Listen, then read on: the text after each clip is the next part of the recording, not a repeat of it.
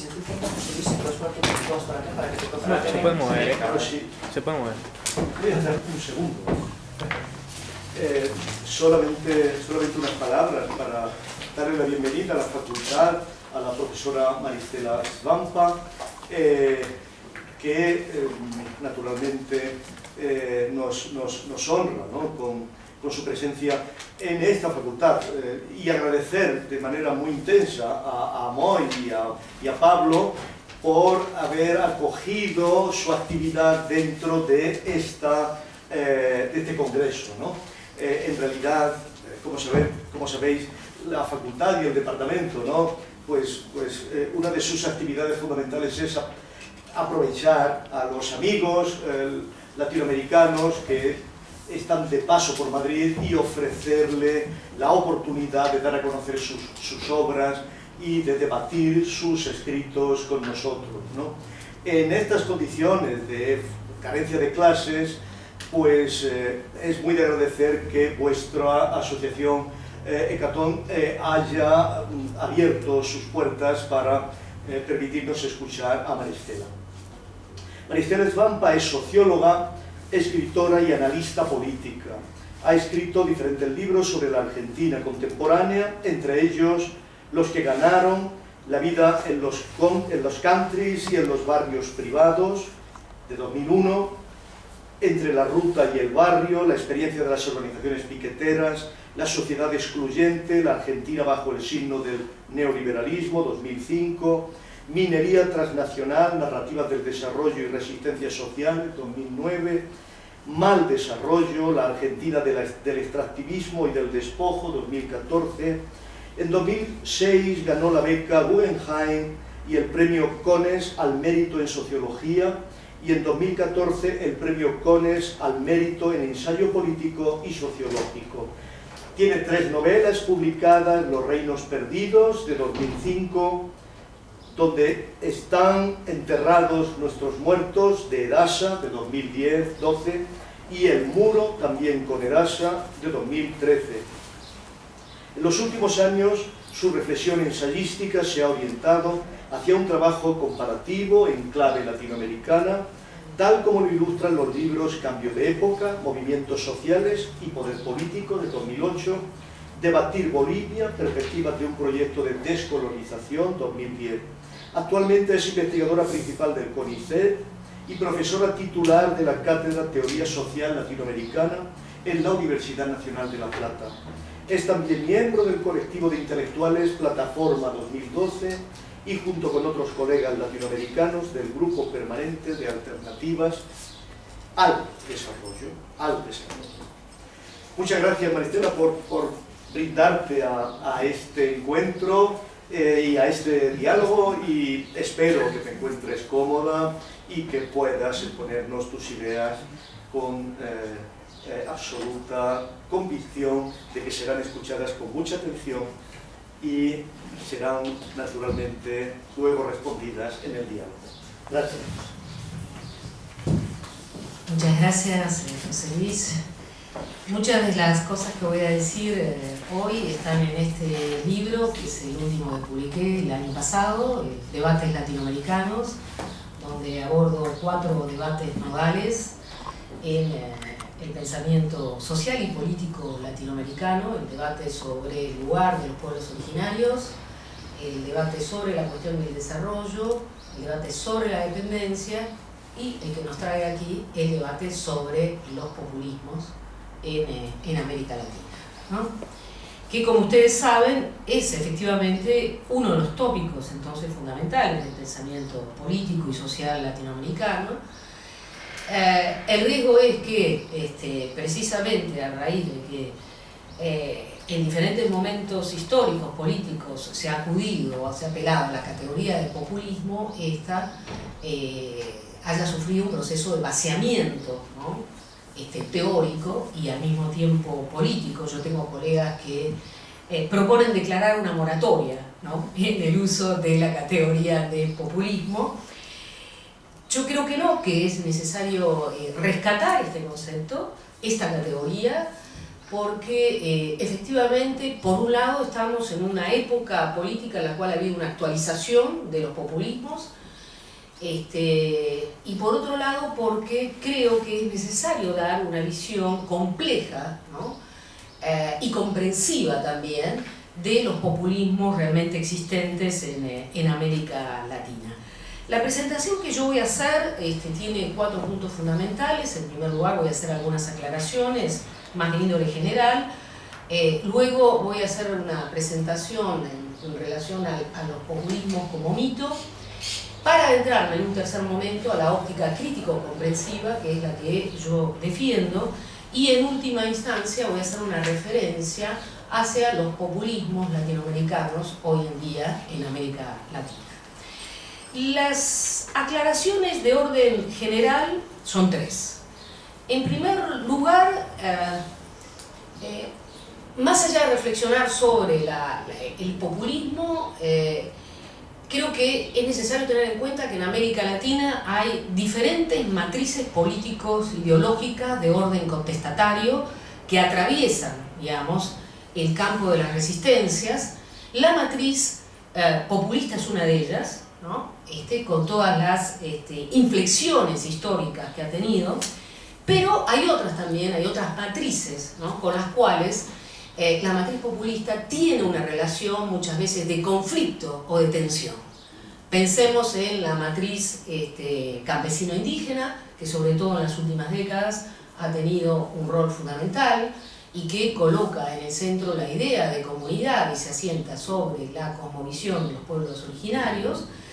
Pensemos en la matriz clasista, ligadas a los diferentes partidos de izquierda, que consideran sobre todo que es el partido y la noción de clase social la que está en el centro, digamos, del cambio social. Pensemos más recientemente en la narrativa autonómica, el nuevo etos militante que se ha expandido no solo en Europa y en Estados Unidos, sino también en América Latina, un etos autonómico en donde el eje vertebrador no es ni la clase social, ni la comunidad, tampoco la nación, como lo va a hacer en el populismo, sino la experiencia pública, ¿no? Esa experiencia en la cual se consolida una identidad mutante que sobre todo defiende un ideal de autonomía, ¿no? Entonces, son distintas las matrices que atraviesan el campo contestatario, con lo cual, por lo general en América Latina estamos obligados a ver, ¿no? Esa relación de tensión que a veces se instala como contradicción entre las mismas. De hecho, si analizamos el ciclo progresista, que se extiende entre el año 2000 y el año 2015, 2016, lo que podemos señalar como una de las tensiones fundamentales es que hubo una actualización de la matriz populista en clave desarrollista, con una clara base extractivista, y por otro lado, digamos, una confrontación con una matriz más de orden campesino-indígena, con una base más bien ecologista y autonómica. Son 2 lenguajes diferentes que inclusive han partido el campo, podríamos decir, intelectual y político en América Latina. Esa es la primera aclaración. La segunda aclaración tiene que ver con que los populismos, o el populismo en líneas generales, no es solo una tradición política en América Latina y una manera de leer la evolución social, sino también un régimen político. No lo olvidemos, un régimen político que reenvía en términos de la memoria mediana a los regímenes populistas de Perón, Vargas y tantos otros líderes claramente personalistas que marcaron ese momento de integración, de incorporación, ¿no? De las masas, inscribiendo, digamos, a las masas como pueblo, ¿no? Haciendo su inscripción política en la nación. El primer populismo, ese momento populista, se caracteriza precisamente por esa inscripción política del pueblo en la nación. Entonces, pretender tirar por la borda el hecho de que hay una tradición ligada a toda una historia de los regímenes políticos sería reducir realmente la significación y el alcance de los populismos realmente existentes en América Latina. Y la otra cuestión, la otra aclaración es que efectivamente, como ustedes saben, ha habido innumerables lecturas o interpretaciones sobre los populismos, son infinitas, diría yo, realmente hay cada vez más. Y en América Latina también se ha producido mucho en una relación de diálogo con otras tradiciones. En ese sentido, yo trato de distinguir al menos entre tres tipos de lecturas diferentes. Hay una visión más de tipo peyorativa o condenatoria de los populismos, que asocia los populismos al mito o a la religión, ya algo voy a hablar en eso. En segundo lugar, hay una visión del populismo más bien positiva, que se ha difundido sobre todo con la obra de Ernesto Laclau, sobre todo con el libro La razón populista, publicado en 2005, si no recuerdo mal, que le dio letras de noblezas a este término, digamos, tan connotado negativamente, y que colocó en un nivel teórico la problemática del populismo. Y hay una visión más de tipo crítico-comprensiva, que es a la que yo adscribo, que tiene diferentes vertientes, ¿no? Y que es en todo caso la que voy a desarrollar con más profundidad. Esas son las aclaraciones. Dicho esto, quiero pasar al segundo tópico, que está ligado a una visión más tradicional sobre los populismos como mitos o como ideología, que es una de las visiones más expandidas, podríamos decir, a nivel académico y también a nivel político-mediático, podríamos decir, ¿no? Es una visión que está anclada en 3 o 4 ideas fundamentales que han sido desarrolladas en la literatura sobre el populismo por Hofstadter, que probablemente ustedes conozcan, que ha sido desarrollada por Pierre Bimbon, también por Alain Pessin, es decir, por autores norteamericanos y europeos que han puesto el acento en la idea de que el populismo ancla, o mejor dicho, tiene una visión digamos, de la comunidad, una visión de nostalgia en relación a la comunidad perdida. El populismo como mito también se define en base a la idea o en base al concepto de la armonía de clases, una vez que los explotadores han desaparecido. Por supuesto hay una versión dual de la lucha social, el antagonismo entre el pueblo y sus explotadores, y una teoría del conflicto, algunos dirán conspirativa, que comparte con el marxismo, ¿no? En todo caso, esta visión, podríamos decir que esta visión del populismo como mito es una visión en la cual ancla toda esta lectura peyorativa, pero al mismo tiempo nos dice algo más. Nos dice que el populismo tiene esa capacidad como mito de reorganizar, ¿no?, la vida social y el campo mental también de los actores, ¿no? En ese sentido, a la Lévi-Strauss funciona como mito, por esta capacidad de crear una estructura de inteligibilidad de la realidad, ¿no? En eso reside su potencia en base a estos ejes organizadores, ¿no?, a los que hemos hecho alusión. En todo caso, más allá de las críticas, casi todos coinciden en la literatura histórica del populismo que los populismos han contribuido, junto con las diferentes líneas del marxismo, a colocar en la agenda la cuestión social. Pero desde esta perspectiva, el populismo no es un programa, ¿no? En su expresión mínima es un anhelo de justicia, es un anhelo también de reconciliar al hombre y la sociedad, al menos en términos más generales, a través de esta idea de nostalgia de la comunidad. De ahí también esta vertiente organicista que caracteriza a los populismos.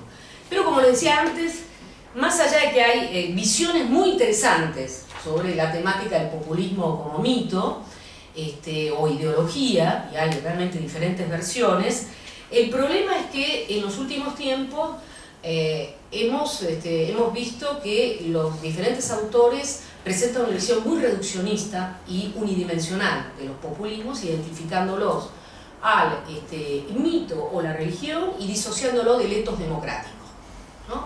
Disociándolo de la democracia identificando este carácter antineoliberal de los populismos con el carácter antidemocrático, haciendo esta fusión. Y en términos, podríamos decir, político-mediáticos, esto redunda también en una suerte de demonización de los populismos que son reducidos a una visión macroeconómica en donde el despilfarro y podríamos decir el autoritarismo y el clientelismo serían la base fundamental. Esa es la visión condenatoria. Yo siempre cito, coincidiendo acá con José Luis Villacañas, a Loris Sanata, un historiador italiano, que hace poquito tiempo publicó un libro sobre los populismos, y donde, precisamente aludiendo a esta interpretación sobre el populismo como mito o religión, identifica sin más todo tipo de experiencia populista, desde Chávez hasta Trump o Marine Le Pen y Cristina Fernández de Kirchner sería lo mismo. Evidentemente hay un problema en esa definición, ¿no? La visión a la que yo adscribo, y en esta voy a entrar en diálogo con algunas lecturas de Laclau, es la visión crítico-comprensiva que pone el acento en la tensión constitutiva de los populismos, en esa ambivalencia radical que hace que los populismos, en términos de regímenes políticos, más allá de esta nostalgia de la comunidad perdida o este ideal de justicia, articulen elementos democráticos con elementos autoritarios. Lo propio del populismo, de todas maneras, y eso ha sido subrayado por mucho de la literatura latinoamericana reciente, es que efectivamente constituyen al sujeto político, ¿no? La experiencia nacional popular implica, digamos, es una experiencia de constitución del sujeto político. La pregunta que uno se hace es qué tipo de sujeto constituye el populismo. Esa es la pregunta fundamental, ¿no? En un texto muy célebre, que quizás ustedes no conozcan, de Juan Carlos Portantiero y Emilio de Ípola en los años 80, que entraba en diálogo crítico con Laclau, ellos remitían a Gramsci para hablar de lo nacional popular en clave latinoamericana, ¿no? Como ustedes recordarán, para Gramsci lo nacional popular no era algo incontaminado, era un territorio en disputa, atravesado por diferentes tradiciones políticas reaccionarias y tradiciones políticas o elementos innovadores, progresistas. De ahí la labor que debía hacerse, sobre todo desde la cultura laica y científica, de retomar lo mejor del sentido común, ¿no? Para constituir esa voluntad colectiva nacional popular, que era una voluntad política, ¿no? Contrahegemónica, claramente contrahegemónica, ¿no? En todo caso se había esa posibilidad de constituir una voluntad política contrahegemónica. Gramsci veía continuidad entre democracia y socialismo en este proceso de constitución del sujeto popular.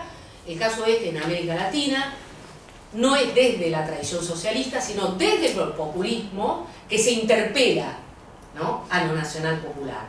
Y lo que estos autores decían es que efectivamente, además de que lo popular puede no llegar a constituirse en voluntad colectiva, ¿no?, eso ya lo decía también Zabaleta o otro boliviano, el tema es que efectivamente la construcción de un sujeto popular puede ser capturada, ¿no?, por otros procesos que tienen que ver con tradiciones políticas también en América Latina. En realidad, el populismo es una suerte de captura de lo nacional popular en el marco de lo nacional estatal, lo cual hace que estas demandas populares queden en manos de una élite, ¿no?, y que haya una suerte de recomposición del principio de dominación. Esta era la respuesta también a Laclau, cuando Laclau enuncia una teoría del populismo, una teoría del antagonismo no clasista, que habla de la constitución de un sujeto popular, ¿no?, un sujeto popular que se constituye sobre todo a través de una forma determinada de articulación. Y esa forma determinada de articulación puede derivar en populismo clase dominante, populismo clase dominada. Lo que dicen Portantiero y de Ípola es que en realidad el final, o mejor dicho, la evolución misma del populismo nos lleva a un populismo de clases dominadas, para decirlo en clave, digamos, más sencilla o más sintética. Es decir, lo nacional popular es cooptado por lo nacional estatal. En este proceso de fetichización del Estado y esta identificación del Estado con el líder. Es decir, tiene que ver también con la presencia de fuertes tradiciones caudillistas en América Latina. A mí esa interpretación, esa fuerte crítica que hacen Portantiero y de Ípola en los años 80, cuando la leí por primera vez no la entendí, el populismo no estaba en su momento de apogeo realmente, la comprendí a cabalidad en los años recientes, ¿no? Esa crítica. Cuando tuvimos que hacernos la pregunta acerca de qué tipo de hegemonía se estaba construyendo al calor de esos populismos que se estaban extendiendo en América Latina.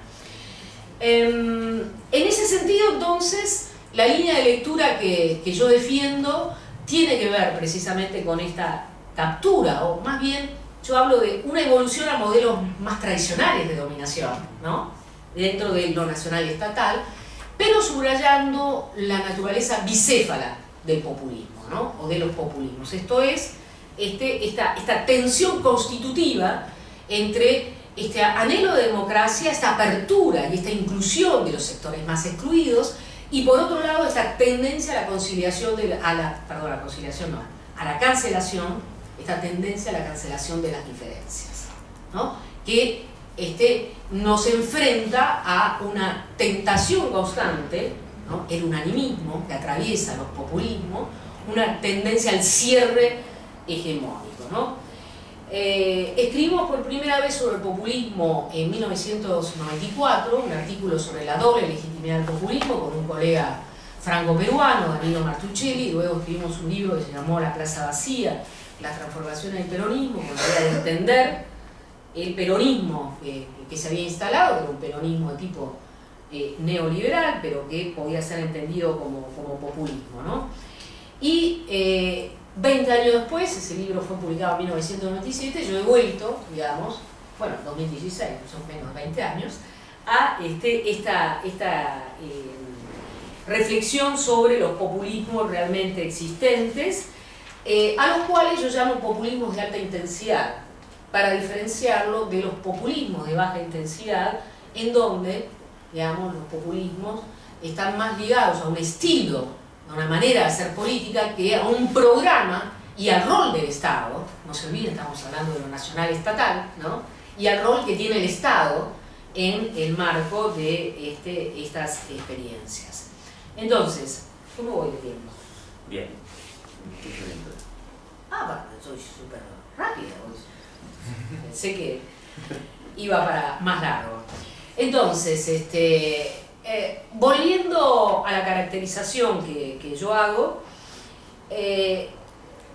para hablar del ciclo progresista he retomado el concepto de populismo, que como ustedes saben se ha expandido sobre todo en los últimos años. Yo creo que a partir de 2008-2009, nuevamente el debate sobre el populismo se constituyó en una suerte de campo de batalla teórico y político, en donde, digamos, campo que está atravesado por estos tres tipos de lectura. Por un lado, la lectura más peyorativa y condenatoria, ¿no?, de los populismos, que es la que encontramos mucho en Europa. En Europa, cuando se habla de populismo, es ese tipo de lectura, digamos, y que además se asimila mucho más a los populismos de derecha, no a estos populismos donde el Estado tiene un rol fundamental en la construcción del sujeto político. Por otro lado, está muy en auge la lectura de Laclau. Los españoles lo tienen más presente que nunca, porque Podemos la adoptó como una suerte de grilla política, ¿no?, que debe ser el único país y el único movimiento en donde se ha adoptado la visión de Laclau como grilla política, sobre todo porque es muy difícil despojar al populismo esa carga negativa con la cual tiene, más allá de que en términos académicos se le dé otro espesor y otra complejidad, ¿no? Y por último estamos los autores que tratamos de desarrollar esa visión crítico-comprensiva, en donde ustedes encuentran autores que son mucho más críticos y en ese sentido llegan, digamos, a una lectura más bien condenatoria. Pienso en Margarita López Maya, que es venezolana, pienso en Carlos de la Torre, que es ecuatoriano, pero si ustedes quieren una lectura también en esta línea más crítico-comprensiva, lean a Benjamín Arditi, que también tiene unas cosas muy lindas, muy interesantes, en su reflexión sobre los populismos como sombra de la democracia que acompaña y al mismo tiempo amenaza a la misma, ¿no? Esta idea de que los populismos atraviesan la política. Bueno, en esa línea yo he venido reflexionando sobre los populismos de alta intensidad típicos del siglo XXI y a los cuales caracterizo a través de 5 rasgos fundamentales, ¿no? El primero de ellos tiene que ver con lo que ya he dicho, esto es subrayar la tensión constitutiva entre elementos democráticos y antidemocráticos. Esto es, lo propio de los populismos es esa legitimidad dual, la búsqueda de una legitimidad que lo excede, una suerte de democracia sustancial o casi esencialista, podríamos decir, y que interpelan sin duda la democracia procedimental y representativa. En segundo lugar, como ha sido señalado por toda la literatura latinoamericana sobre el tema y podríamos decir global, los populismos entienden la política como polarización, como división del espacio político entre dos bloques antagónicos, un campo dicotómico, ¿no? Que efectivamente lo que hace es simplificar el conflicto político a una oposición, excluyendo otro tipo de conflictos. No es un tema menor, ¿no? Porque a través de la simplificación del conflicto, la oligarquía, el antipueblo, está expulsando otros conflictos de la esfera pública, a los cuales minimiza, ¿no? O simplemente deniega su carácter político. Eso sucedió en América Latina claramente con todos los conflictos ligados al extractivismo, que se constituyeron en una suerte de punto ciego de los populismos realmente existentes. En tercer lugar, bueno, tensión constitutiva y polarización traen a la palestra la pregunta sobre qué tipo de hegemonía, ¿no? Se está construyendo entre esta tensión, entre lo democrático y lo no democrático, entre esta inclusión de las demandas y esta tendencia a la cancelación de las diferencias. Y claramente lo que hemos visto, más allá de las diferencias nacionales, es que el final de ciclo progresista muestra una fuerte tendencia al cierre hegemónico, a una cancelación de las diferencias, algo que podemos ver de manera emblemática aún en gobiernos progresistas que se mantienen en pie, como es el caso de Ecuador con ahora la sucesión de Moreno, que sucede a Correa, y por otro lado el caso de Evo Morales, ¿no?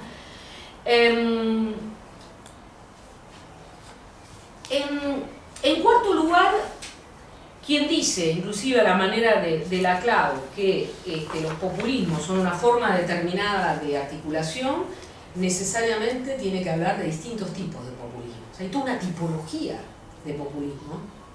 No podemos reducir a un solo tipo, y además son epocales también.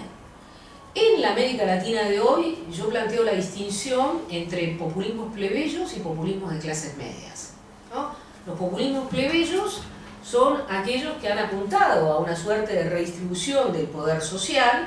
Piensen ustedes en la experiencia venezolana con Hugo Chávez, o la experiencia boliviana con Evo Morales, que han buscado desarrollar políticas más innovadoras, más radicales, ¿no? Que dan cuenta de la nueva emergencia de lo popular y sobre todo muestra un proceso de empoderamiento de las clases populares. Es lo que denominamos la irrupción plebeya, que en realidad está en el origen del ciclo progresista, en todos los gobiernos. Lo cual no quiere decir que después se constituya la clave de bóveda para definir, digamos, la experiencia, porque Argentina también tuvo una irrupción plebeya, ¿no? También la hubo en Ecuador, y sin embargo el tipo de populismo que se consolida es un populismo de clases medias, ¿no? Un populismo en el cual son las clases medias las más empoderadas, ¿no? Las que asumen, se asumen como élites gobernantes y que hablan en nombre de los sectores populares, sean sectores indígenas o sean sectores plebeyos, sectores populares, como pasa en la Argentina. Esto es, los populismos de clases medias también no han desarrollado un paradigma de la participación democrática. De hecho, el peronismo tendió a cerrarlo, más bien, no hubo una experiencia de asamblea constituyente, y Ecuador, pese a que tuvo una experiencia de asamblea constituyente, rápidamente hubo una suerte de cierre político que implicó una clausura más de la participación política, sobre todo de los sectores indígenas, los sectores críticos del indigenismo. Esto no quiere decir, insisto, en que no hay bases plebeyas. Las bases plebeyas están, pero en algunos esas bases plebeyas son habladas, ¿no? Los subalternos son hablados por otros. Mientras que en el caso de Bolivia y de Venezuela, los subalternos hablan por sí mismos. Hay un proceso de protagonismo y empoderamiento. Hay una quinta característica de los populismos del siglo XXI en América Latina, que es, yo diría, un rasgo histórico. Cuando en América Latina se desarrolló toda una literatura en torno a los populismos en los años 60, desde Germani en adelante, muchos de los trabajos señalaron el acoplamiento entre populismo y modelo de desarrollo, ¿no? Y realizaron una lectura estructural, podríamos decir, de los populismos, que nos dice algo sobre el momento, ¿no?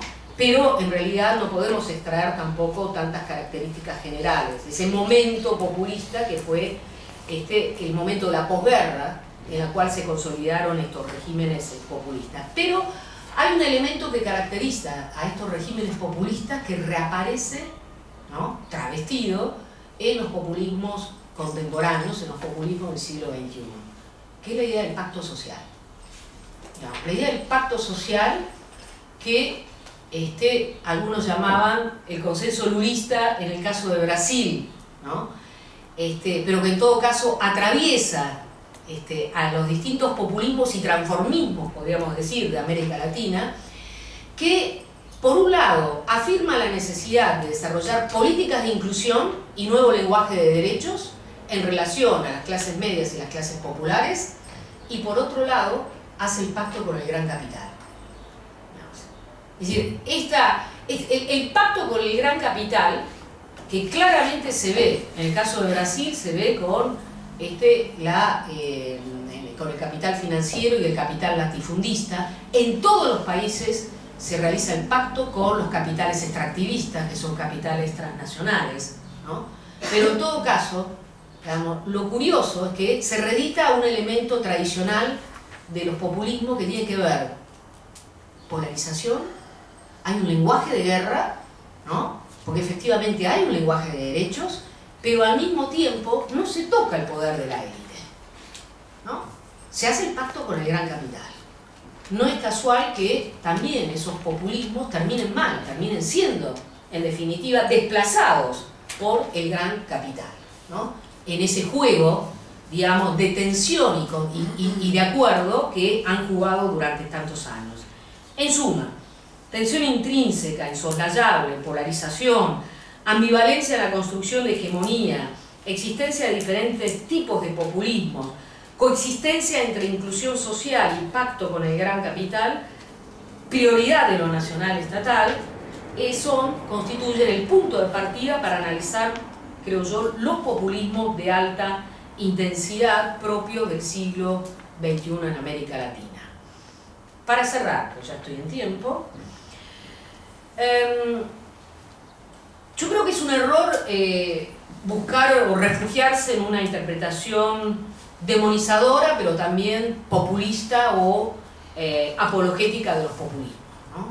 Dada esta cargada ambivalencia que lo atraviesa, soy de la idea de desarrollar una óptica crítico-comprensiva, sobre todo porque, como les decía, es una categoría cargada política e ideológicamente, con un fuerte efecto descalificador, pero también porque hay una fuerte tendencia al cierre hegemónico en las experiencias en los populismos realmente existentes, que deja fuera, que expulsa otras narrativas descolonizadoras u otras narrativas emancipatorias, ¿no?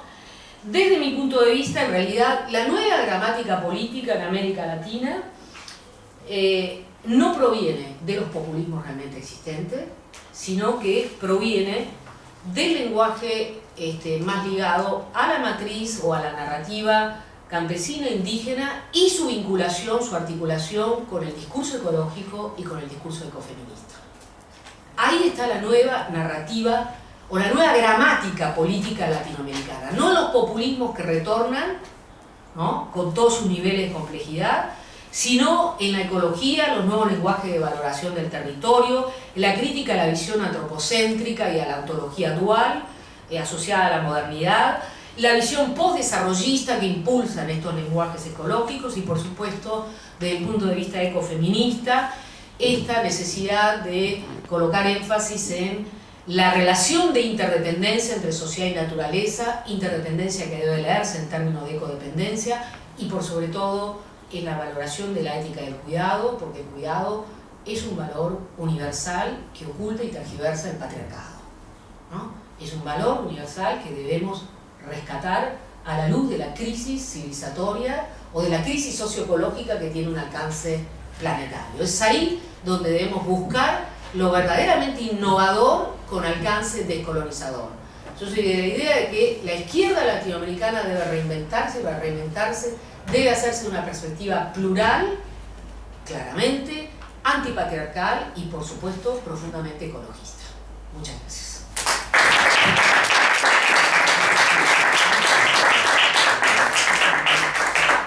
Estupendo, pues abrimos preguntas. ¿Alguien? ¿Comentarios? Sí, José Luis. Sí, Maricela. Creo que en tu percepción sobre el populismo está en un momento determinado atravesada, lo dices en el libro, está atravesada por la inequívoca concentración de la política populista en el Estado. O sea, esto en nuestros seminarios, no sé si está Antonio Rivera por ahí. Antonio, me acuerdo que hizo un artículo muy interesante acerca del papel del Estado en la CLAU, ¿no? Y había un debate acerca de si la CLAU era estatalista o no era estatalista, ¿no? Y yo creo que tú subrayas, ¿no?, que la aspiración última del populismo, en la medida en que quiere ser un cierre hegemónico, y en la medida en que acaba produciendo ese cierre hegemónico sobre una centralidad de las clases medias sobre las clases plebeyas, siempre pasa, inequívocamente pasa, por una centralidad del Estado, por un cierre de lo nacional popular en lo nacional estatal, ¿no?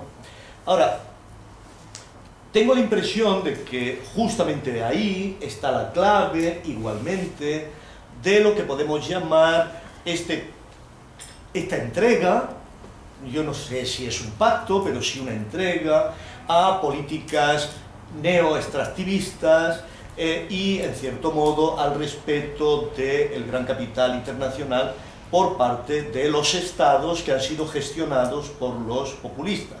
Hay que ver finalmente lo que hace Ecuador, lo que ha hecho, en cierto modo, Bolivia, o lo que ha hecho un presidente que desde cierto punto de vista es muy valorado, pero que ha sido Mujica, el último presidente de Uruguay, que naturalmente permitió por nuevos pactos con agentes económicos internacionales que el país, Uruguay, pues remontara un poco.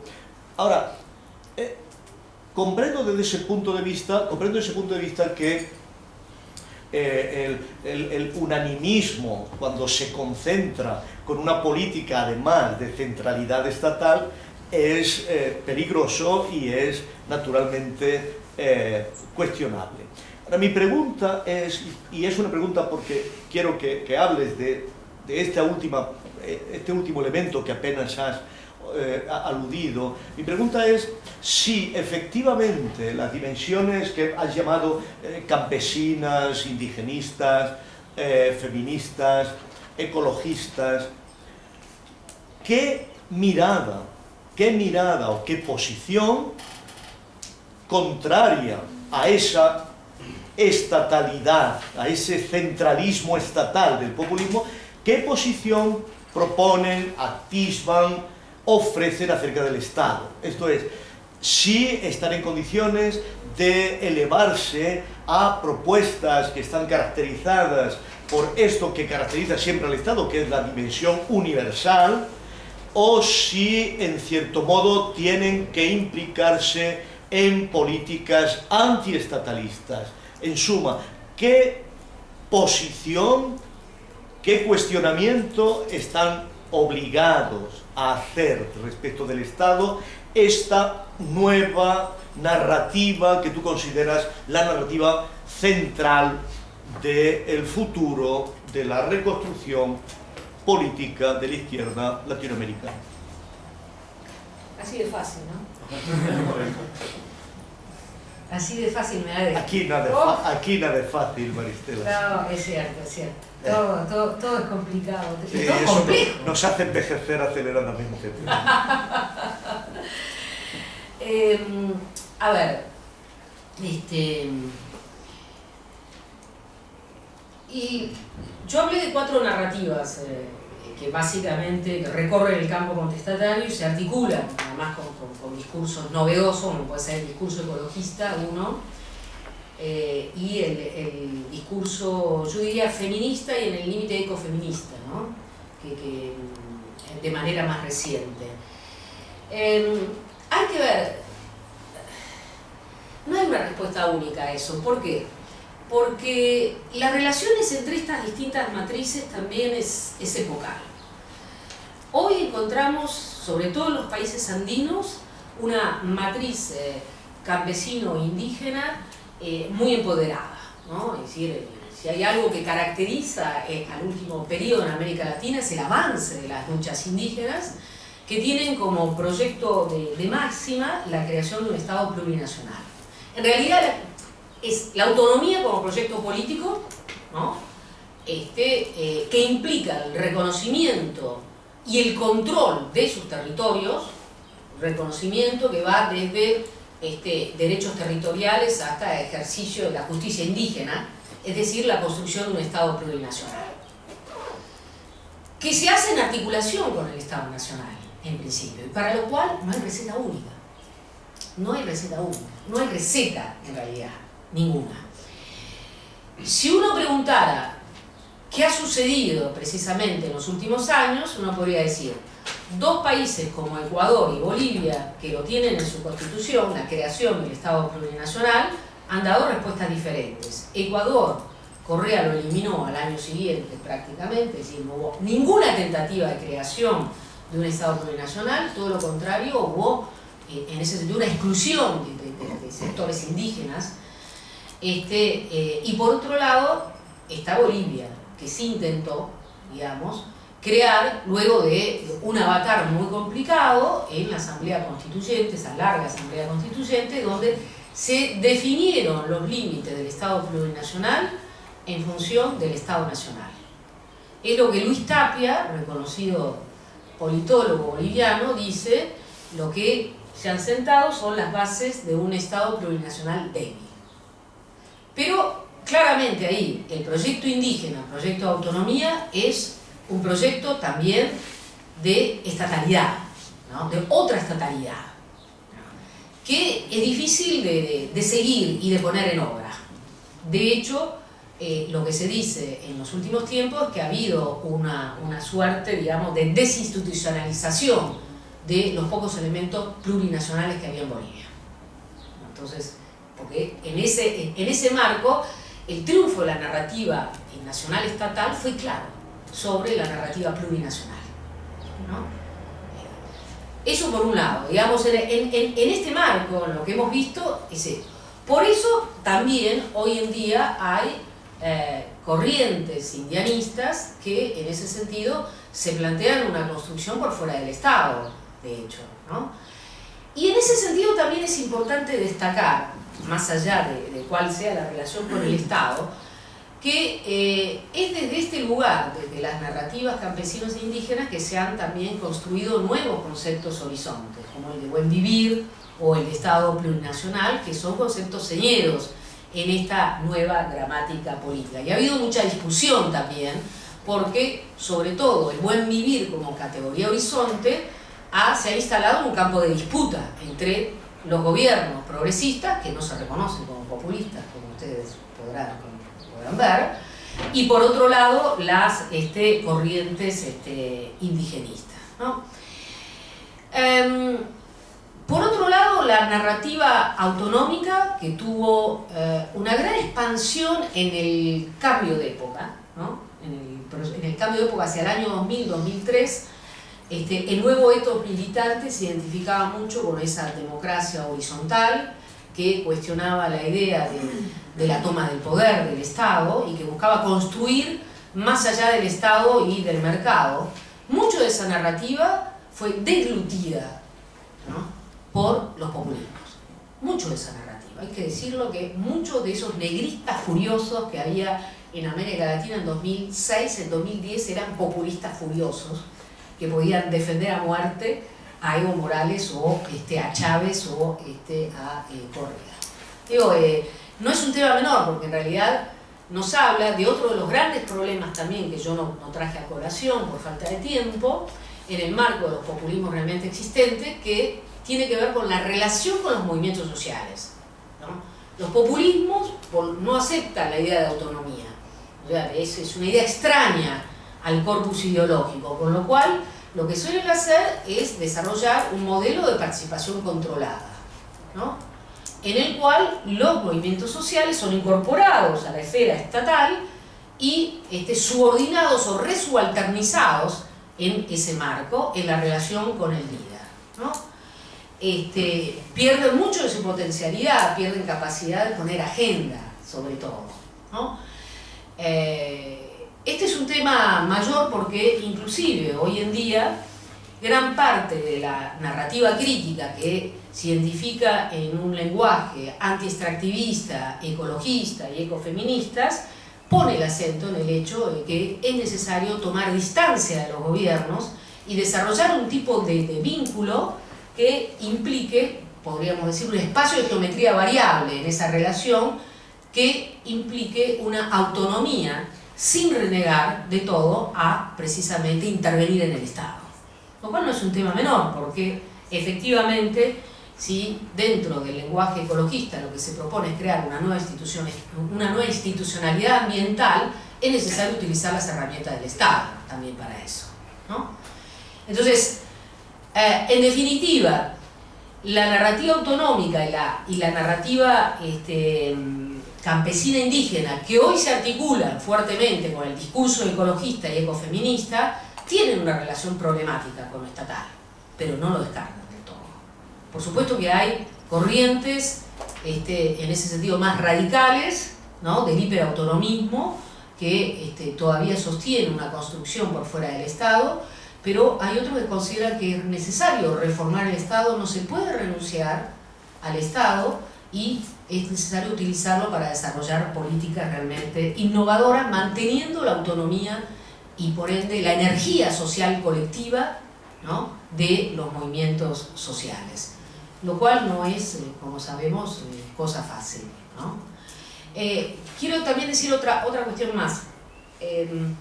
Las izquierdas en América Latina, quizás con mayor conflicto que en Europa, han sido muy refractarias al lenguaje ecologista, ¿no?, al discurso ecologista. Para gran parte de las izquierdas latinoamericanas, sean clasistas o populistas, la ecología es una invención del primer mundo. Lo que existe en el tercer mundo es una suerte de deuda ecológica, ¿no?, que es necesario restaurar en todo caso, y hay un gran rechazo a entender, digamos, las nuevas problemáticas que se presentan en el mundo contemporáneo con la crisis ecológica, para decirlo de manera más simple. Están aquellos que entienden la dinámica conflictiva que impone el capital solamente en la relación capital-trabajo, pero dejan de lado la relación capital-naturaleza. en un momento en el cual la presión del capitalismo en su lógica de acumulaciones por más materia y más energía, y por ende se presiona más sobre los bienes naturales, es evidente que son esos conflictos los que tienen cada vez más centralidad. En América Latina hay una explosión de conflictos socioambientales ligados a la presión del capital sobre los territorios y sobre los bienes comunes. No es casual, entonces, que todo el lenguaje de innovación política esté, digamos, entretejido de una lógica de resistencia al extractivismo. Sí. Muy bien, tenemos otra pregunta ahí. Hola, gracias por la exposición. Al hilo de lo que comentabas, creo que ese concepto de geometría variable puede ser muy fértil, puede resultar productivo en el sentido de las diferentes articulaciones que sí pueden darse por fuera de la matriz populista, entre, por ejemplo, se están dando con toda la lucha anti-extractivista, tanto en Perú como en Honduras, ahora con el año, ¿no?, que ha pasado del asesinato de Berta Cáceres, Sí. etcétera. Son las mujeres las que están dando esa pelea, fundamentalmente, y creo que ahí es muy importante lo que señalabas de esa articulación del ecofeminista con el cuidado, con el buen vivir, con dimensiones que van más allá de los espacios dicotómicos de público-privado, o sea, de romper esa dicotomía, ¿no?, de campo-ciudad, público-privado. Y creo que algunos de tus trabajos también muestran la potencialidad de no evadir al Estado, por ahora parece ser imposible evadirle, pero sí, como decía Jelly, trabajar más allá del Estado, articularse, y creo que la potencialidad de los espacios de Ayala lo está mostrando, cómo se está trabajando en distintas regionalidades, que no es esa América Latina unida como un proyecto tradicional de la visión liberal europea, sino que es otras muchas América Latina vistas de otra manera. Y me gustaría que al hilo de esto comentaras, si es posible, dada la centralidad que tiene actualmente dentro del debate teórico y la mirada de posicionamientos que está habiendo sobre, en la actualidad, de esos populismos y de esa baja o alta intensidad plebeya o tal, ¿dónde colocas ahora Venezuela?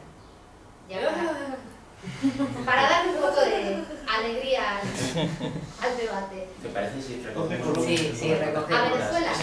Sí. A la Venezuela de ahora, no la de Chávez, la de ahora. Sí, yo, bueno, me sumo a los agradecimientos y por no tardar mucho, quería preguntar acerca de una especie de puzzle, o sea, de contradicción lógica, a la que me lleva no la lógica teórica que estás defendiendo, sino la facticidad, ¿no? Si partimos de ese punto de los intereses corporativos al extractivismo, partimos de hecho que es una lógica, una exigencia del capital actual, de su lógica de acumulación, sabemos que hay poderes muy fuertes, hasta militarmente, con intereses extractivistas. Luego, sabemos que la única manera de mantener al margen esos intereses extractivistas son los ejércitos y los estados. Es decir, necesitas un estado fuerte, con un pacto con el gran capital, para que digamos que ese capital no haga sus propios pactos sin ti. De alguna manera hay una necesidad del Estado por una vía o por otra. ¿Se entiende a dónde quiero ir? O sea, necesitas el Estado para proteger de los intereses corporativos tus propias tierras, pero en cambio si necesitas del Estado, necesitas el ejército, necesitas la economía y necesitas un pacto con el gran capital. Entonces no se me ocurre, en la línea de lo que preguntaba José Luis, no se me ocurre la ecuación posible en la que una política ecofeminista no extractivista sostenga un Estado y un ejército que mantenga alejados los intereses del capital. Es como la pinza de la que no consigo resolver, quizás podría ser. Muy bien. Bueno, estos dos comentarios. Sí, bueno, pues muchísimas gracias por tu conferencia, ha sido muy interesante y muchas gracias por venirte al final a participar en el congreso, aunque te avisamos con poco tiempo. Yo quiero hacerte una pregunta, hay varias críticas que se pueden ver al populismo, entre ellas pues ahora la crítica a que termine en un cierre hegemónico, la que nos acabas de ofrecer, la crítica de que tenga una deriva autoritaria una vez llega al poder, crítica que a lo mejor se hace desde elementos políticos, periodísticos, y que a lo mejor bebe más de una lectura más simplificadora o peyorativa, pero que a lo mejor también hay que reconocerle su importancia o su lugar. Hay otra crítica que apareció en el libro de José Luis sobre el populismo, y él me corregirá si lo he interpretado, pero que creo que viene a decir que a la larga el populismo intentará no satisfacer realmente todas esas demandas que ha agregado previamente una vez llega al poder, porque estaría segando el césped bajo sus pies, ya que se nutre precisamente de una agregación de un montón de demandas en masa, y digamos que satisfacerlas lo que haría sería perder aliados o perder a la gente que tiene esas demandas. Y a esto además se puede añadir el caso de que, en caso de que realmente se ponga a satisfacer esas demandas, como ha metido tantas en esta cadena de equivalencias, pues solamente podrá satisfacer algunas en detrimento de las otras, lo cual hará que, al fin y al cabo, esto sea un fermento para un nuevo tipo de populismo, cuando el gobierno en cuestión, el gobierno populista en cuestión, pues falle, y entonces haya una nueva construcción de pueblo, un nuevo ataque populista por otro frente. Creo que para ilustrarlo esto podemos verlo pues, en lo que puede estar ocurriendo en Venezuela ahora, en la cual puede ser un pueblo contra un gobierno, contra unas élites, pero ahora claro, el signo político de esta construcción es completamente distinta. Entonces ha habido una idea, una consigna, al menos en algunos pensadores españoles, pero no, de republicanizar el populismo, pero realmente no estoy seguro de hasta qué punto se está llevando este proyecto a cabo, aunque tuvimos el otoño pasado aquí un congreso al respecto que fue interesantísimo. Y dentro de esta idea de ver cómo republicanizamos el populismo, cómo obligamos al populismo a respetar los valores emancipatorios de la Ilustración que a la vez, digamos, se encarnan en un Estado moderno, pues me gustaría saber qué lugar crees que puede tener aquí, si puede tener alguno, o si es sencillamente una fantasía, como creo que me acusó ayer José Luis de fantasía. ¿Qué lugar puede tener aquí, digo, la teoría de la democracia deliberativa? Porque creo que realmente la deliberación, sin tener una noción muy exigente de la deliberación, es decir, no buscando mapear realmente consensos humanos trascendentales básicos, sino sencillamente asumiendo que el resultado legítimo o el procedimiento de toma de decisiones políticas más legítimo que existe es aquel que se basa en el venir a términos los unos agentes con los otros y tratar de conocer las razones del otro, de manera que el equilibrio al que se llegue no sea un equilibrio de fuerzas, sino, digamos, realmente tratar de ver cuál es el mínimo común múltiplo de todas las posturas. Pues digamos que si se obliga al populismo a tirar por aquí, a tratar de encarnar valores deliberativos, lo que hará cuando llegue al poder, bueno, lo que hará, esto no es una predicción, pero digamos que existe la posibilidad de que reconozca al otro que ha construido, de que deje hablar a toda esa parte de la población que ha dejado fuera, porque es una parte de la población que a lo mejor se identifica más con eso que se ha construido como el enemigo, o las élites, etc. Entonces creo que esto puede ser, insisto, no estoy aquí dando una panacea, ni el bálsamo de Fierabras para el populismo, pero sí creo que puede ser interesante explorar esta posibilidad. Y de hecho creo que no es en absoluto una fantasía, sino que existe algo así como un germen, que es pues el populismo que puede haber aquí en España. Tiene su sustrato en el movimiento de los indignados, en el 15M, en el que realmente una de las cosas básicas que se hacían era juntarse en una asamblea a hablar, y esto era tan importante, la forma de la asamblea era tan importante, que incluso a lo mejor todo el contenido de la deliberación terminaba siendo cómo organizar la asamblea. Entonces ahora mismo, digamos que Podemos evidentemente no es un partido ni deliberativo ni asambleario en ningún sentido, digamos, importante, pero digamos que el deliberativismo está en Podemos en potencia, al menos, si no en acto. Muy bien, pues nada. Bueno, un poco la línea de anteriormente. Y claro, se presenta como evidente que el ecologismo sea un movimiento que beneficie a la composición social, digamos, y consistencia social de las sociedades de las que estamos hablando de referencia, Hispanoamérica en este caso.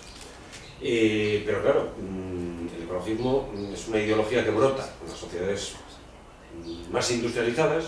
Una vez que están industrializadas, y no puede ser perfectamente instrumentalizado el ecologismo como ideología para refrenar la industrialización, por ejemplo, de sociedades que están en vías de desarrollo.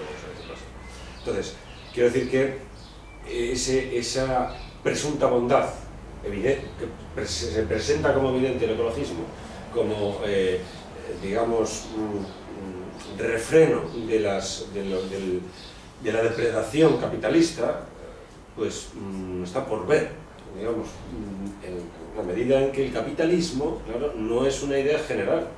capitalismo, o entiendo yo que no es una idea general, el capitalismo está en función de las unidades políticas que están funcionando históricamente. Es decir, no hay un capital general, digamos, que actúa digamos, de un modo más o menos uniformado, por decirlo de algún modo. Es decir, yo creo que eso es una idea completamente abstractísima y que se pierde, metafísica, en una palabra, metafísica. El capital está ligado a un entramado institucional cuyos principales unidades son los estados funcionando. Entonces, muchas veces, en función de los intereses, que no se puede hablar de los intereses del capital, ¿no? Los intereses del capital norteamericano, por ejemplo, ¿no? Que, por ejemplo, utiliza el ecologismo, y esto está más o menos comprobado, utiliza el ecologismo para refrenar, como utiliza otras cosas, para refrenar en la competencia de unos estados contra otros, para refrenar, por ejemplo, el tibetanismo, el budismo, es una cosa que es sabido, promovido por los Estados Unidos para dividir China y enfrentarse a China en unas condiciones pues, más favorables para Estados Unidos. Entonces, de repente, pues, le echan ese gobierno al budismo y tal. Entonces, quiero decir que muchas veces esa evidencia de este tipo de movimientos que parecen evidentísimos sus bondades, pues detrás, bueno, pienso yo, si se reconfigura un poco la concepción de lo que es la acción del capitalismo, por ejemplo, pues que por lo menos se puede quedar bajo sospecha su presunta bondad. Sí, hay alguien más. No, pero no hay ningún problema. Bueno, solamente agradecer también la charla y la reflexión y una pregunta que tiene que ver con una duda que me quedó acerca de cómo sería pensable desde esta perspectiva que ustedes proponen, desde la crítica comprensiva, de una mirada, sí, somos paisanos. Somos paisanos. Somos paisanos, sí. Sí, bueno, también por eso. Tomás, de uva. Y bueno, de esta perspectiva crítica comprensiva, cómo explicar o cómo dar cuenta de que existen algunas instituciones más o menos que se han conseguido estabilizar en movimientos o gobiernos que se han considerado tradicionalmente como populistas. Voy a pedir que se me salve por mi parte de erudición, estoy hablando solamente del caso de Argentina. Por ejemplo, el caso del artículo 14 bis de la Constitución Nacional, de luego de 1955, con la reforma, etc. Estoy pensando también en las movilizaciones actuales, por ejemplo, respecto del fallo de la Corte Suprema, respecto del 2x1, cómo se, de alguna manera, digamos, la recuperación de los juicios los responsables de la última maternidad, digamos, es recuperada y es defendida por la sociedad civil. Digamos, ¿cómo se podría explicar desde esta perspectiva algunas incorporaciones institucionales llevadas adelante por los populismos, por los gobiernos que se pueden considerar de esa manera, y que sin embargo perviven o permanecen una vez que estos sucumben a un nuevo gobierno debido a sus propias contradicciones, ¿no es cierto? Y yo me ofrezco mi hipótesis, que solamente pretende ser tal. Pienso que tal vez se podría pensar que a lo mejor estas minorías, en el caso de Argentina estamos pensando por ejemplo la ley de género desde el punto de vista del feminismo, ¿no? Solamente para poner un ejemplo, encuentran en el populismo una instancia posible de llegar al Estado y de institucionalizar sus demandas. Y que esa institucionalización, digamos, está sujeta a la coyuntura, pero a veces termina siendo más o menos exitosa. Constitucionaliza. Se constitucionaliza o se institucionaliza en leyes más o menos positivas. Digamos, y no se vuelve a foja cero. No hay ley del péndulo. Exacto. En algunas cuestiones no se vuelve. El péndulo no se da. Bueno, son muchas intervenciones, todas ellas interesantes. No sé, yo tengo como 5. Bueno, ¿tenemos tiempo? Sí. Si somos tres, mejor, pero ¿No somos tres? como siempre, ¿no? A ver, para comenzar, yo creo como Joan Martín Salié afirma en un lado que las luchas anticapitalistas hoy son las luchas ecologistas que se hacen contra el extractivismo. Están ahí. Ahí está el cuestionamiento a la lógica del capital.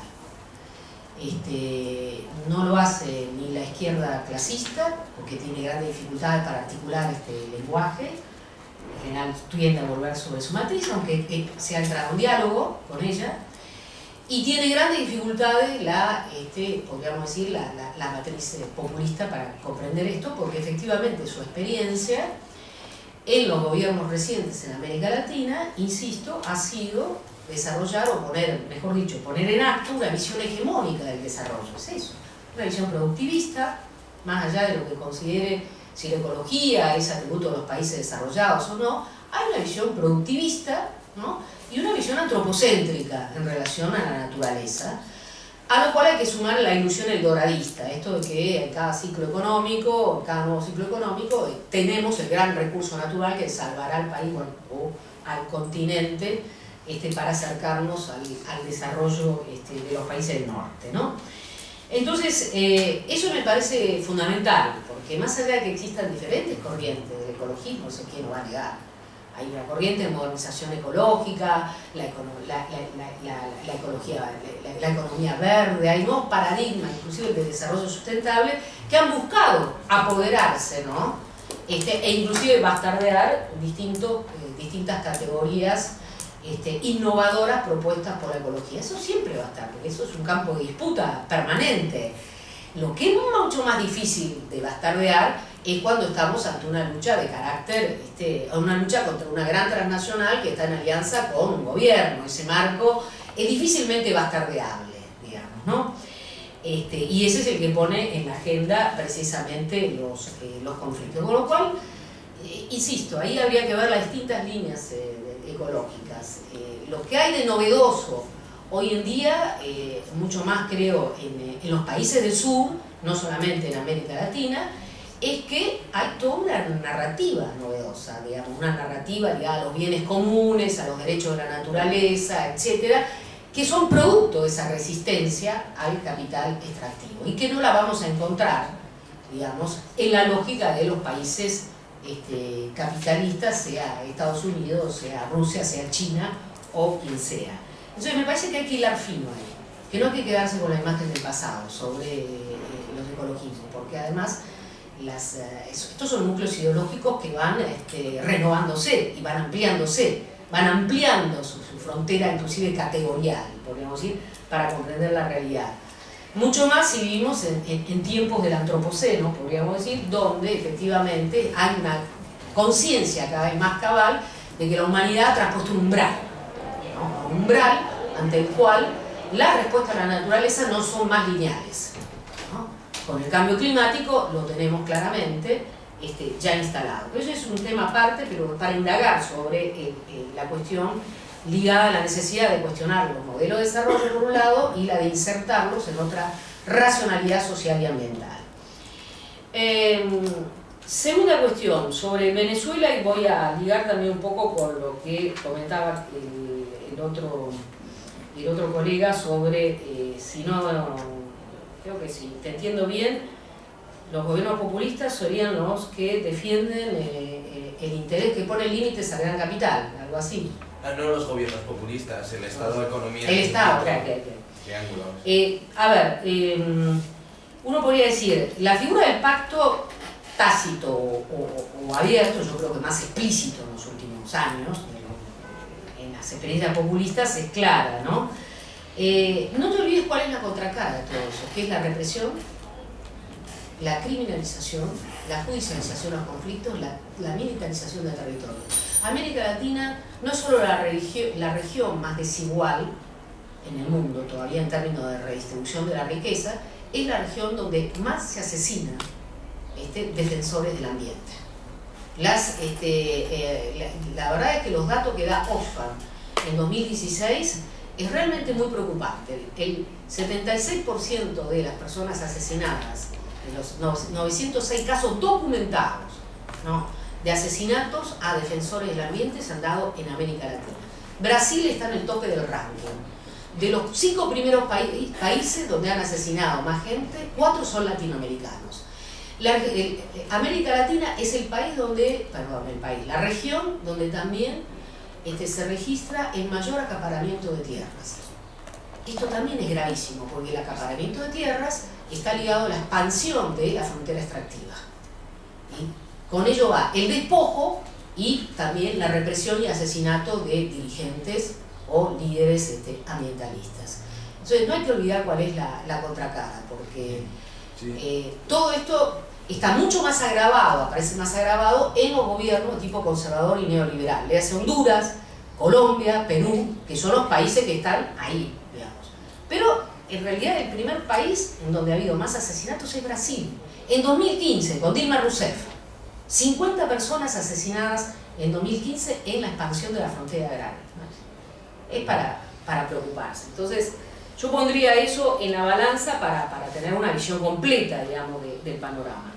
En el caso de Venezuela, siguiendo a mi colega y amigo Edgardo Lander, yo creo que la Venezuela de Maduro ha acentuado todos los rasgos perversos del modelo chavista, que tenían que ver tanto con el hiperliderazgo como con la consolidación de un Estado rentista, y ha evacuado y expulsado todos los rasgos positivos que tenía el chavismo, léase la participación y empoderamiento de la sociedad desde abajo.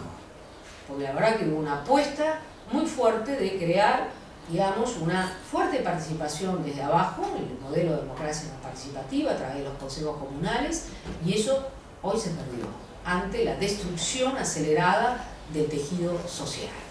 Entonces, Maduro está realmente en una encrucijada, y yo creo que es muy preocupante el silencio de muchos intelectuales de izquierda ante la situación, sobre todo en América Latina, ante la situación en Venezuela.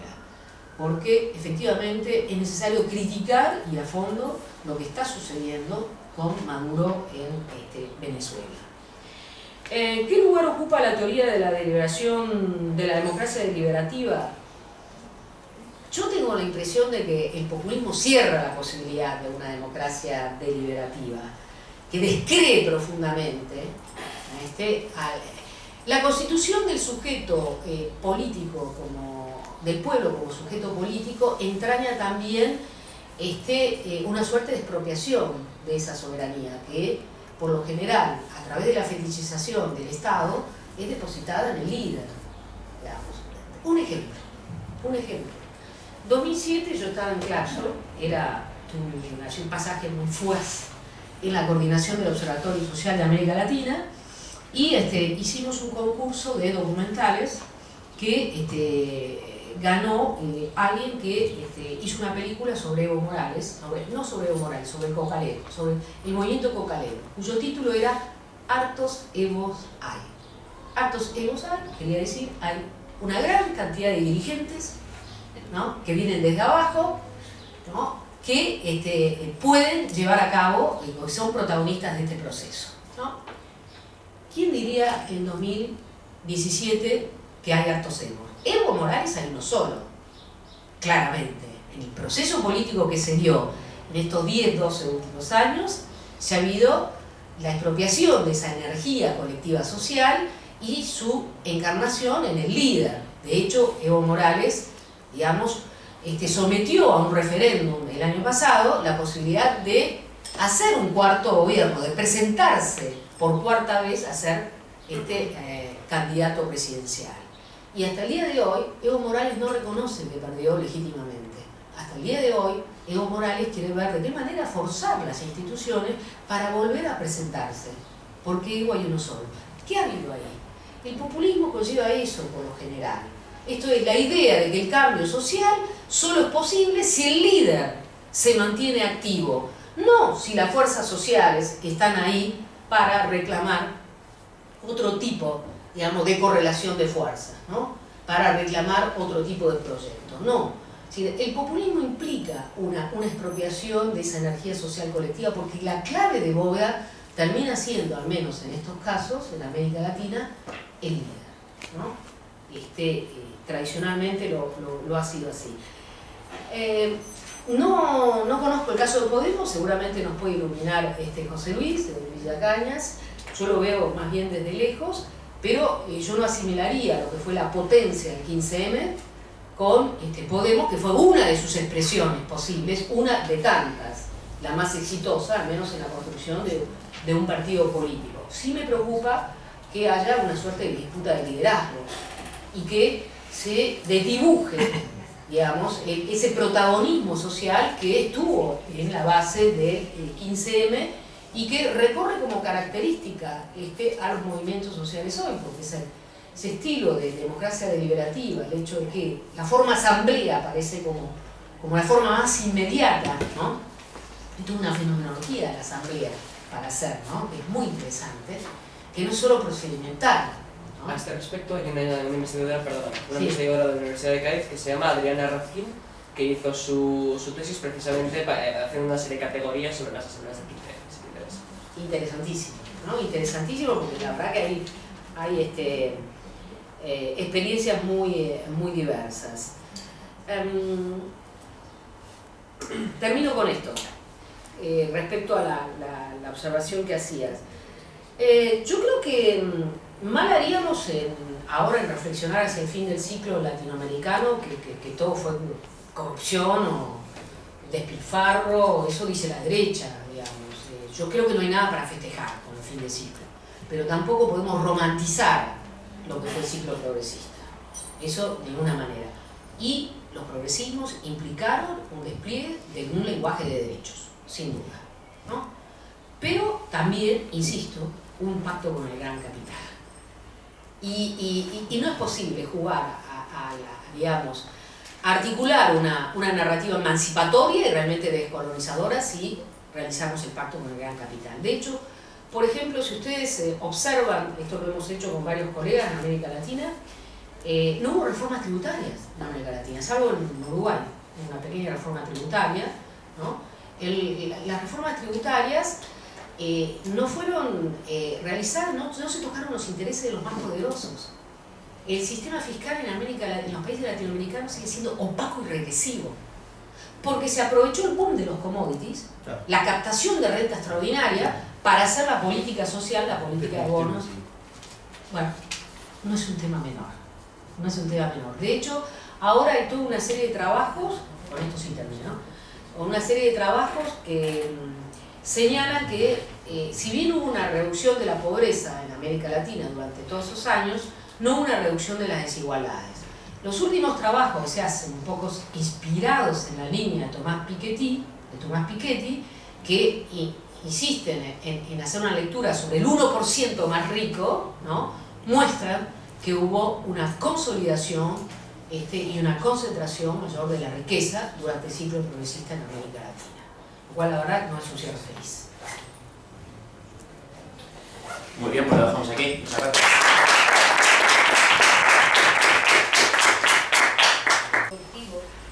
En el sentido de las diferentes articulaciones que sí pueden darse por fuera de la matriz populista, entre, por ejemplo, se están dando con toda la lucha anti-extractivista, tanto en Perú como en Honduras, ahora con el año que ha pasado del asesinato de Berta Cáceres, sí, etcétera. Son las mujeres las que están dando esa pelea, fundamentalmente. Y creo que ahí es muy importante lo que señalabas de esa articulación del ecofeminista con el cuidado, con el buen vivir, con dimensiones que van más allá de los espacios dicotómicos de público-privado, o sea, de romper esa dicotomía, ¿no?, de campo-ciudad, público-privado. Y creo que algunos de tus trabajos también muestran la potencialidad de no evadir al Estado, por ahora parece ser imposible evadirle, pero sí, como decía Jelly, trabajar más allá del Estado, articularse, y creo que la potencialidad de los espacios de Ayala lo está mostrando, cómo se está trabajando en distintas regionalidades, que no es esa América Latina unida como un proyecto tradicional de la visión liberal europea, sino que es otras muchas Américas Latinas vistas de otra manera. Y me gustaría que, al hilo de esto, comentaras, si es posible, dada la centralidad que tiene actualmente dentro del debate teórico y la mirada de posicionamientos que está viendo sobre, en la actualidad, de esos populismos y de esa baja o alta intensidad plebeya o tal, ¿dónde colocas ahora Venezuela? Ya para darle un poco de alegría al debate. ¿Te parece si recogemos? Sí, recogemos. A Venezuela. Sí. A la Venezuela de ahora, no la de Chávez, la de ahora. Sí, yo, bueno, me sumo a los agradecimientos y por no tardar mucho, quería preguntar acerca de una especie de puzzle, o sea, de contradicción lógica, a la que me lleva no la lógica teórica que estás defendiendo, sino la factibilidad, ¿no? Si partimos de ese punto de los intereses corporativos al extractivismo, partimos de hecho que es una lógica, una exigencia del capital actual, de su lógica de acumulación. Sabemos que hay poderes muy fuertes, hasta militarmente, con intereses extractivistas. Luego, sabemos que la única manera de mantener al margen esos intereses extractivistas son los ejércitos y los estados. Es decir, necesitas un estado fuerte, con un pacto con el gran capital, para que digamos que ese capital no haga sus propios pactos sin ti. De alguna manera hay una necesidad del Estado por una vía o por otra. ¿Se entiende a dónde quiero ir? O sea, necesitas el Estado para proteger de los intereses corporativos tus propias tierras, pero en cambio si necesitas del Estado, necesitas el ejército, necesitas la economía y necesitas un pacto con el gran capital. Entonces no se me ocurre, en la línea de lo que preguntaba José Luis, no se me ocurre la ecuación posible en la que una política ecofeminista no extractivista sostenga un Estado y un ejército que mantenga alejados los intereses del capital. Es como la pinza de la que no consigo resolver, quizás podría ser. Bien. Bueno, estos dos comentarios. Sí, bueno, pues muchísimas gracias por tu conferencia, ha sido muy interesante y muchas gracias por venirte al final a participar en el congreso, aunque te avisamos con poco tiempo. Yo quiero hacerte una pregunta. Hay varias críticas que se pueden ver al populismo, entre ellas pues ahora la crítica a que termine en un cierre hegemónico, la que nos acabas de ofrecer, la crítica de que tenga una deriva autoritaria una vez llega al poder, crítica que a lo mejor se hace desde elementos políticos, periodísticos, y que a lo mejor bebe más de una lectura más simplificadora o peyorativa, pero que a lo mejor también hay que reconocerle su importancia o su lugar. Hay otra crítica que apareció en el libro de José Luis sobre el populismo, y él me corregirá si lo he interpretado, pero que creo que viene a decir que a la larga el populismo intentará no satisfacer realmente todas esas demandas que ha agregado previamente una vez llega al poder, porque estaría segando el césped bajo sus pies, ya que se nutre precisamente de una agregación de un montón de demandas en masa, y digamos que satisfacerlas lo que haría sería perder aliados o perder a la gente que tiene esas demandas. Y a esto además se puede añadir el caso de que, en caso de que realmente se ponga a satisfacer esas demandas, como ha metido tantas en esta cadena de equivalencias, pues solamente podrá satisfacer algunas en detrimento de las otras, lo cual hará que al fin y al cabo esto sea un fermento para un nuevo tipo de populismo, cuando el gobierno populista en cuestión pues falle, y entonces haya una nueva construcción de pueblo, un nuevo ataque populista por otro frente. Creo que para ilustrarlo esto podemos verlo pues en lo que puede estar ocurriendo en Venezuela ahora, en la cual va a ser un pueblo contra un gobierno, contra unas élites, pero ahora claro, el signo político de esta construcción es completamente distinta. Entonces ha habido una idea, una consigna, al menos en algunos pensadores españoles, pero no, de republicanizar el populismo, pero realmente no estoy seguro de hasta qué punto se está llevando este proyecto a cabo, aunque tuvimos el otoño pasado aquí un congreso al respecto que fue interesantísimo. Y dentro de esta idea de ver cómo republicanizamos el populismo, cómo obligamos al populismo a respetar los valores emancipatorios de la Ilustración que a la vez, digamos, se encarnan en un Estado moderno, pues me gustaría saber qué lugar crees que puede tener aquí, si puede tener alguno, o si es sencillamente una fantasía, como creo que me acusó ayer José Luis de fantasía. ¿Qué lugar puede tener aquí, digo, la teoría de la democracia deliberativa? Porque creo que realmente la deliberación, sin tener una noción muy exigente de la deliberación, es decir, no buscando mapear realmente consensos humanos trascendentales básicos, sino sencillamente asumiendo que el resultado legítimo o el procedimiento de toma de decisiones políticas más legítimo que existe es aquel que se basa en el venir a términos los unos agentes con los otros y tratar de conocer las razones del otro, de manera que el equilibrio al que se llegue no sea un equilibrio de fuerzas, sino digamos realmente tratar de ver cuál es el mínimo común múltiplo de todas las posturas. Pues digamos que si se obliga al populismo a tirar por aquí, a tratar de encarnar valores deliberativos, lo que hará cuando llegue al poder, bueno, lo que hará, esto no es una predicción, pero digamos que existe la posibilidad de que reconozca al otro que ha construido, de que deje hablar a toda esa parte de la población que ha dejado fuera, porque es una parte de la población que a lo mejor se identifica más con eso que se ha construido como el enemigo o las élites, etc. Entonces creo que esto puede ser, insisto, no estoy aquí dando una panacea ni el bálsamo de Fierabras para el populismo, pero sí creo que puede ser interesante explorar esta posibilidad. Y de hecho creo que no es en absoluto una fantasía, sino que existe algo así como un germen, que es pues el populismo que puede haber aquí en España. Tiene su sustrato en el movimiento de los indignados, en el 15M, en el que realmente una de las cosas básicas que se hacían era juntarse en una asamblea a hablar, y esto era tan importante, la forma de la asamblea era tan importante, que incluso a lo mejor todo el contenido de la deliberación terminaba siendo cómo organizar la asamblea. Entonces ahora mismo, digamos que Podemos evidentemente no es un partido ni deliberativo ni asambleario en ningún sentido, digamos, importante, pero digamos que el deliberativismo está en Podemos en potencia al menos, si no en acto. Muy bien, pues nada. Bueno, yo un poco la línea de anteriormente. Y claro, se presenta como evidente que el ecologismo sea un movimiento que beneficie a la composición social, digamos, y consistencia social de las sociedades de las que estamos hablando de referencia, Hispanoamérica en este caso. Pero claro, el ecologismo es una ideología que brota en las sociedades más industrializadas. Una vez que están industrializadas, y no puede ser perfectamente instrumentalizado el ecologismo como ideología para refrenar la industrialización, por ejemplo, de sociedades que están en vías de desarrollo.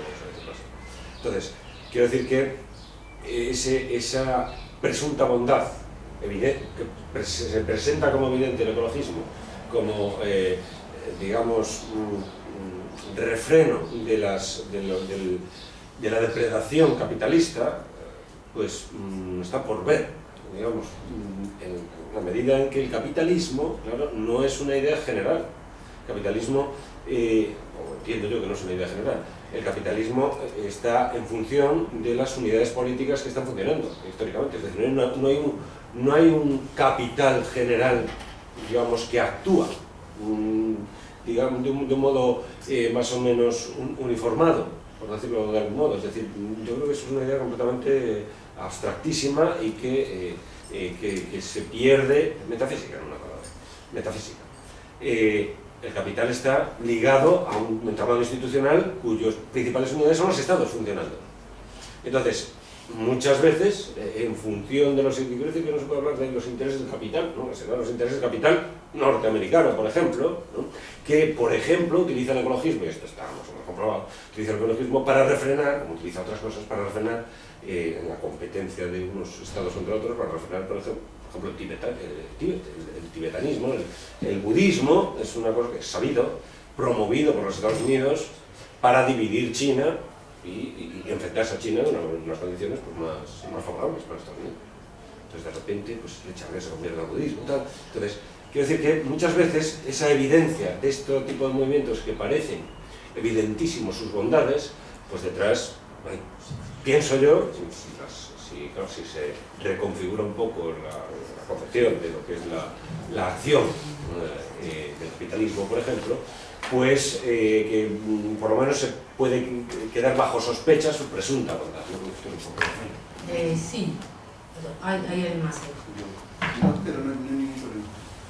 Bueno, solamente agradecer también la charla y la reflexión, y una pregunta que tiene que ver con una duda que me quedó acerca de cómo sería pensable desde esta perspectiva que ustedes proponen, desde la crítica comprensiva, de una mirada, sí, somos paisanos. Somos paisanos. Somos paisanos, sí. Sí, bueno, también por eso. Tomás, de uva. Y bueno, de esta perspectiva crítica comprensiva, cómo explicar o cómo dar cuenta de que existen algunas instituciones más o menos que se han conseguido estabilizar en movimientos o gobiernos que se han considerado tradicionalmente como populistas. Voy a pedir que se me salve por mi parte de erudición, estoy hablando solamente del caso de Argentina, por ejemplo, el caso del artículo 14 bis de la Constitución Nacional, de luego de 1955, con la reforma, etc. Estoy pensando también en las movilizaciones actuales, por ejemplo, respecto del fallo de la Corte Suprema respecto al 2x1, cómo se, de alguna manera, digamos, la recuperación de los juicios los responsables de la última maternidad, digamos, es recuperada y es defendida por la sociedad civil.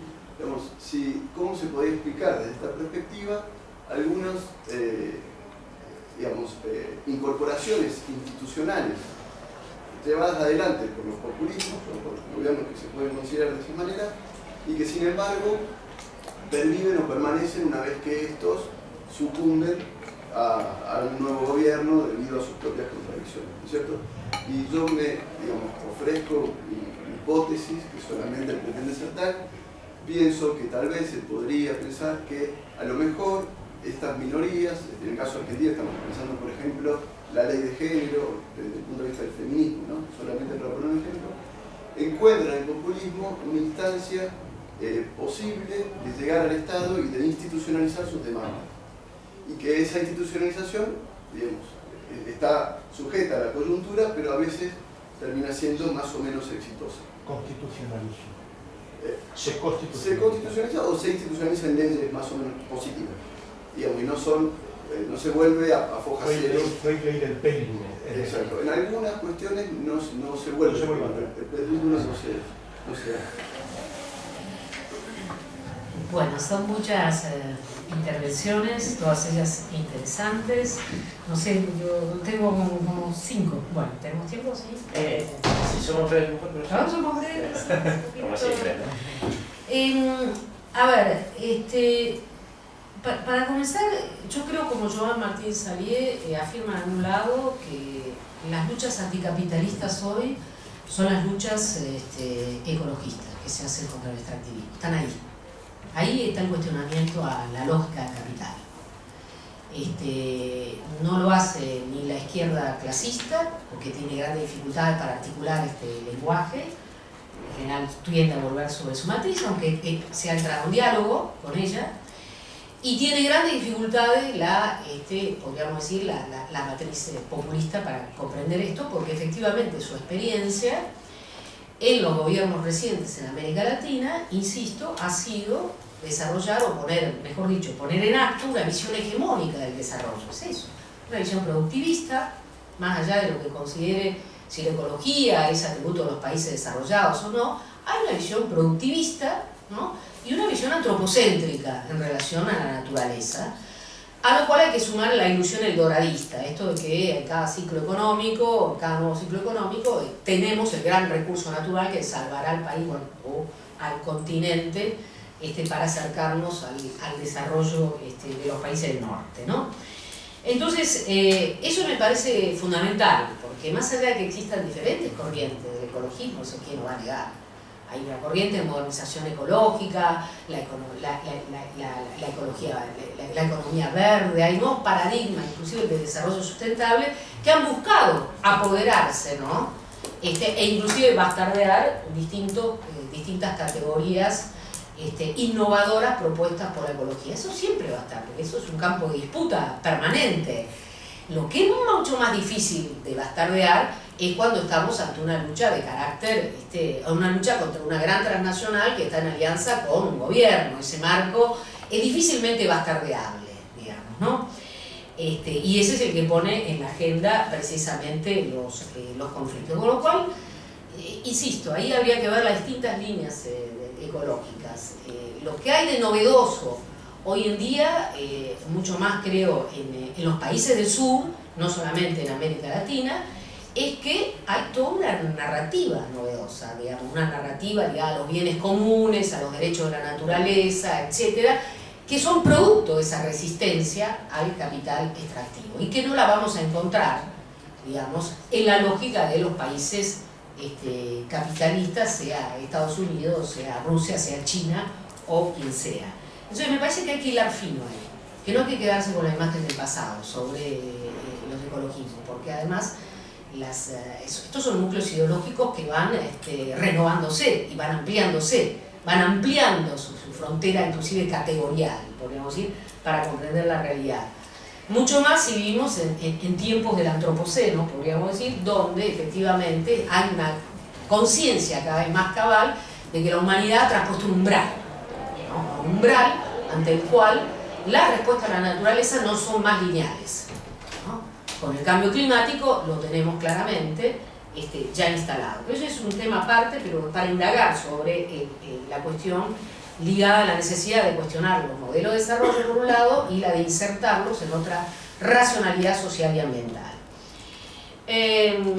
Segunda cuestión, sobre Venezuela, y voy a ligar también un poco con lo que comentaba el otro colega sobre, si no, creo que si te entiendo bien, los gobiernos populistas serían los que defienden el interés que pone límites al gran capital, algo así.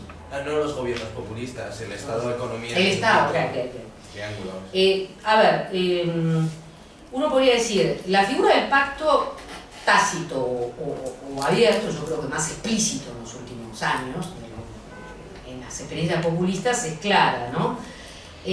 No te olvides cuál es la contracara de todo eso, que es la represión, la criminalización, la judicialización de los conflictos, la militarización del territorio. América Latina no es solo la región más desigual en el mundo, todavía en términos de redistribución de la riqueza, es la región donde más se asesinan defensores del ambiente. La verdad es que los datos que da Oxfam en 2016 es realmente muy preocupante. El 76% de las personas asesinadas, de los 906 casos documentados, ¿no?, de asesinatos a defensores del ambiente, se han dado en América Latina. Brasil está en el tope del ranking. De los 5 primeros países donde han asesinado más gente, 4 son latinoamericanos. América Latina es el país donde, la región donde también se registra el mayor acaparamiento de tierras. Esto también es gravísimo, porque el acaparamiento de tierras está ligado a la expansión de la frontera extractiva. ¿Sí? Con ello va el despojo y también la represión y asesinato de dirigentes o líderes ambientalistas. Entonces no hay que olvidar cuál es la contracara, porque todo esto está mucho más agravado, aparece más agravado en los gobiernos de tipo conservador y neoliberal. Le hace Honduras, Colombia, Perú, que son los países que están ahí, digamos. Pero en realidad el primer país en donde ha habido más asesinatos es Brasil. En 2015, con Dilma Rousseff, 50 personas asesinadas en 2015 en la expansión de la frontera agraria. Es para preocuparse. Entonces, yo pondría eso en la balanza para tener una visión completa, digamos, del panorama. En el caso de Venezuela, siguiendo a mi colega y amigo Edgardo Lander, yo creo que la Venezuela de Maduro ha acentuado todos los rasgos perversos del modelo chavista, que tenían que ver tanto con el hiperliderazgo como con la consolidación de un Estado rentista, y ha evacuado y expulsado todos los rasgos positivos que tenía el chavismo, léase la participación y empoderamiento de la sociedad desde abajo. Porque la verdad que hubo una apuesta muy fuerte de crear, digamos, una fuerte participación desde abajo, en el modelo de democracia participativa a través de los consejos comunales, y eso hoy se perdió ante la destrucción acelerada del tejido social. Entonces, Maduro está realmente en una encrucijada, y yo creo que es muy preocupante el silencio de muchos intelectuales de izquierda ante la situación, sobre todo en América Latina, ante la situación en Venezuela.